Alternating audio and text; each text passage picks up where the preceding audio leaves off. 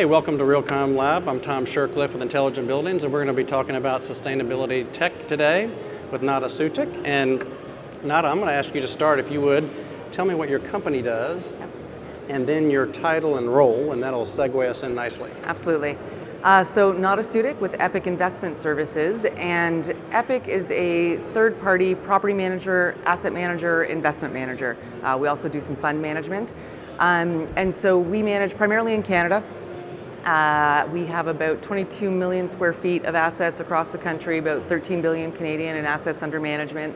And when we, and so we're in all asset classes, so we're in office, industrial, multifamily, and retail.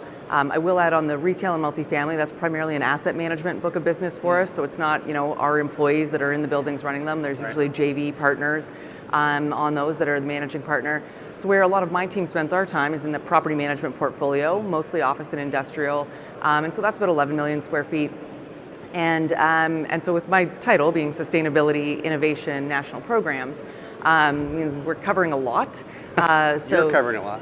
Yeah, so small team, and we cover a lot of different topics, and it's really about how do we support the properties, develop the programming, the resources, the tools to actually help to execute and get toward the client's objectives around sustainability, around digital buildings. Sometimes it's also educating around, hey, here's what those objectives need to be, and really a collaborative approach around how do we kind of continue to improve the asset, and doing that in line with the asset strategy. So you go from the sustainability strategy all the way through to the day-to-day operations. Sounds like you're right. Yeah. I mean, I'm not the one in the building executing. Thank goodness. There's better people than me to do that. But yeah, it's really trying to see it all through soup to nuts. How about, I'm seeing this more and more. Your title is multifaceted, and we talked about all the things you do, but I mean, you said sustainability, innovation, and national programs. Yeah. Are you seeing some of your peers having these hybrid titles where sustainability is not just a thing of its own, but it is now more integrated into technology and planning and real operations? Yeah, I think we're seeing a bit of that, and whether it's one person having that title, I mean, sometimes that's a function of the size of the organization. But I think, so some organizations, we're definitely seeing them come together. If it's not one person, it's that those teams are working much more collaboratively than I think they maybe had to before. I really view it as like the technology is the tools. There's a whole bunch of things in that toolbox that can help us get to those other objectives around, energy efficiency, around decarbonization, indoor air quality, health and wellness, right? There's a lot of opportunities. I mean, I think if we look around the floor here at Realcomm, Ibicon, we'll see that, right? And it's funny, and so with all of those facets, I asked you this when we were talking earlier. It's a little bit awkward, but what is yours, or even what are you seeing as the influence and the authority of sustainability executives now in these real estate organizations? Yeah, I think it's changing. I mean, I think, earlier in my career, it was kind of like there was a lot of responsibility, but not very much authority. Yes. I think it's really evolved. I find our clients really look to us to be an advisor to them, to really kind of help determine the path, the strategy, et cetera. And therefore, we do have the authority to, kind of help drive the budgets. We're putting in input. Am I the sign off on all those things? I am not. But the work that my team does that contributes is really tremendous. And so for instance, in the budgeting process, we're trying to insert ourselves into the discussions around the capital budget planning, and then we're also kind of looking ahead and going, okay, well, let's kind of go through and look at what's budgeted 2 years out, 3 years out, 5 years out, and really identify where are there going to be significant equipment replacements, and looking for those opportunities where we can insert ourselves. So that's a driver, equipment replacement. What are some other drivers that you're seeing, but also that you're getting from your organization? Are the drivers coming to you, or are you having to communicate them back the other way? I think it's both. I think it's, the drivers around, around sustainability and decarbonization specifically, or around the technology, or all of it? Yeah, all of it, really. I mean, when you think about sustainability, like you said, it's been fighting its way into the conversation, and so there's regulation, there's corporate brand. What are the biggest ones for you guys? And so I think for us, I mean, part of what we see with the clients that we work with are institutional owners, right? Pension funds, stuff like that. And so for them, there's an obligation that they have in terms of what their pensioners, what their members are looking for and expecting of them. There's commitments that they may have to organizations or to principles of responsible investing and so on. So they, in some cases, they have targets that they've set around net zero or something similar, whether it's 2040 or 2050. So so those are drivers, and then it's also, I think, recognizing that tenants are a driver. And so we see today in the market, the Fortune 500 type of tenants, when they're looking for a space, the quality matters, the sustainability matters. Sustainability is now part of quality, right, in terms of what they're looking for in a space. So that drives the revenue side of our business. So if tenants are looking for it, well, everybody cares real quick. And that actually ties to something we were talking about earlier in describing what is sustainability tech, what is climate tech, what are smart buildings, and you were saying essentially if it's pointed in the same direction, you're calling it sustainability tech.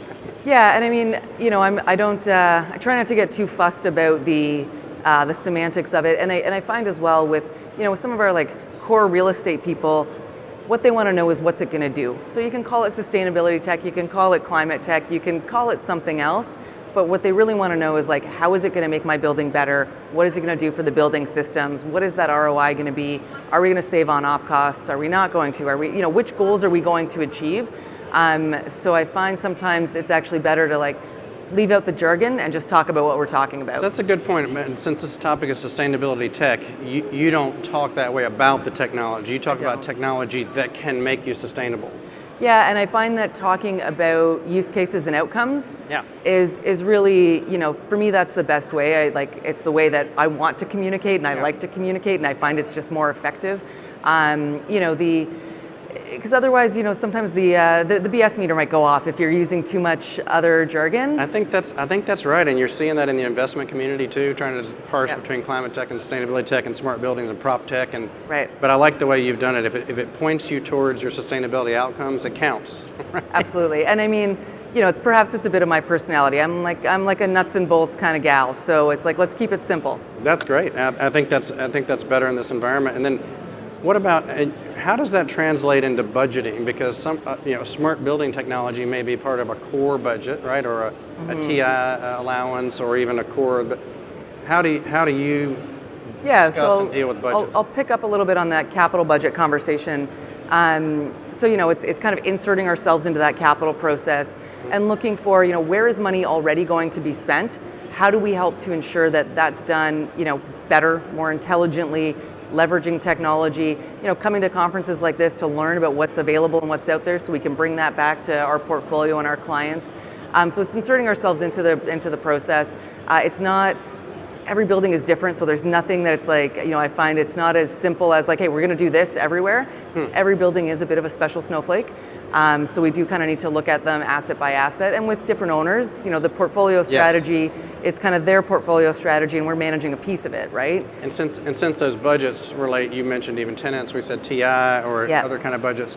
Who do you partner with internally and externally? Who are you? That's a great question. How would you consider that? So, internally, I mean, my team has a certain amount of expertise. We partner with our asset management teams and our property management teams to make sure we're understanding what's happening at the asset and what else they're thinking about and they're seeing that we're not seeing in a building condition assessment, an energy audit, a carbon audit. There's all the stuff that we have on paper, and then there's, what do you guys actually think? So it's those conversations. Externally, it'll be with the owners as well, and then with the various vendors, contractors, consulting. So that community and that network of external experts, it's also relying on them to help us to make sure we're developing the right path.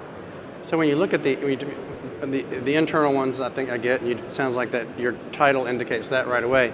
And the external partners, how do you view them? Do you view them like partners, like you're co-creating, or do you know what you want and you'd like to bid something? How do you view external partners? That's a great question. I think in the technology space, I'm a generalist. I am relying on experts to kind of help us get where we need to go. And I think, to be honest, the way we prefer to work with most of our vendors is really to work as a partner.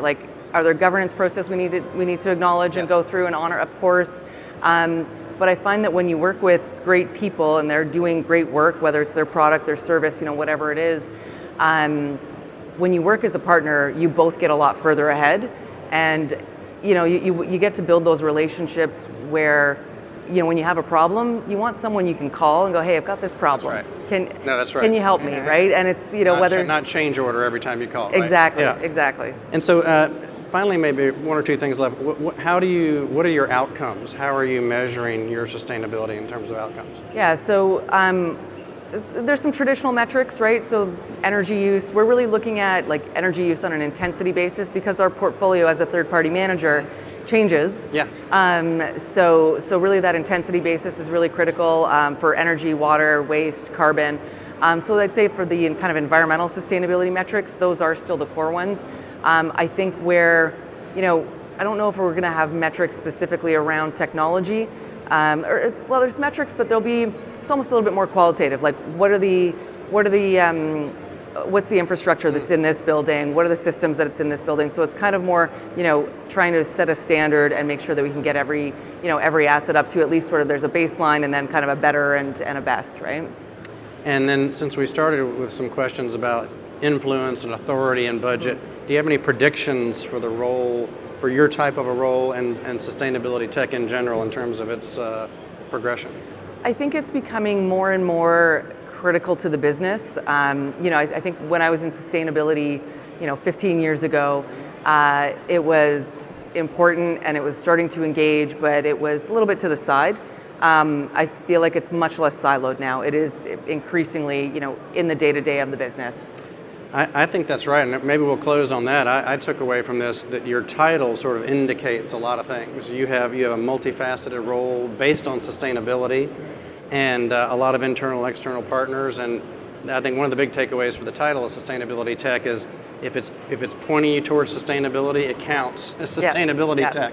Exactly. Well, that was a lot of fun. Thanks so much. Thanks, John. This is great. We'll do that again soon. Absolutely.